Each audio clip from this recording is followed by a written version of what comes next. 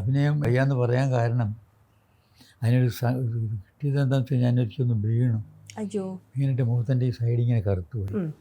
പൃഥ്വിരാജ് ആദ്യമായിട്ട് ഡയറക്റ്റ് ചെയ്ത പടമില്ലേ ലൂസിഫർ.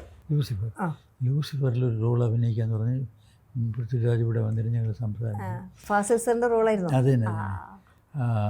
ഇവിടെ നിന്ന് സംസാരിച്ച് ഞാൻ ചിലപ്പോൾ പോകാമെന്നൊക്കെ പറഞ്ഞ് ഡേറ്റുമൊക്കെ മാറ്റിയിട്ട് പോയതിന് ശേഷം അപ്പോൾ എന്തും എനിക്ക് തോന്നി ഇതൊരു ദുശകുനമാണെന്ന് തോന്നി. അപ്പം ഞാൻ അടുത്ത് വിളിച്ചു പറഞ്ഞു ഇങ്ങനെയാണ് സംഭവം, എനിക്ക് ചെയ്യാൻ ഒക്കില്ല. അപ്പോൾ അവർ പറഞ്ഞു സാരമില്ല, അതൊക്കെ ഒരു 5-6 ദിവസം കൊണ്ട് മാറും, നമുക്ക് പിന്നെ എടുത്തല്ലോ. ഞാൻ പറഞ്ഞു വേണ്ട, ഞാൻ ഇനി വർക്ക് ചെയ്യണില്ല. വർക്ക് ചെയ്യണില്ല എന്ന് പറയാൻ കാരണം അവസാനം ചെയ്തുകൊണ്ടിരുന്ന എല്ലാം ഒരുമാതിരി സിമിലർ ക്യാരക്ടേഴ്സായിരുന്നു.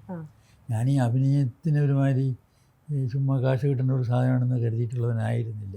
അപ്പോൾ ഒരേപോലത്തെ റോള് കുറേ അടുത്തടുത്ത് ചെയ്യേണ്ടി വന്നപ്പോൾ എനിക്കൊരു വിഷമമായിട്ട് വന്നു. ഞാൻ ഇതിന് വേണ്ട മതി, 10-60 വർഷമായില്ലേ, അന്ന് 60 ആയില്ലല്ലേ.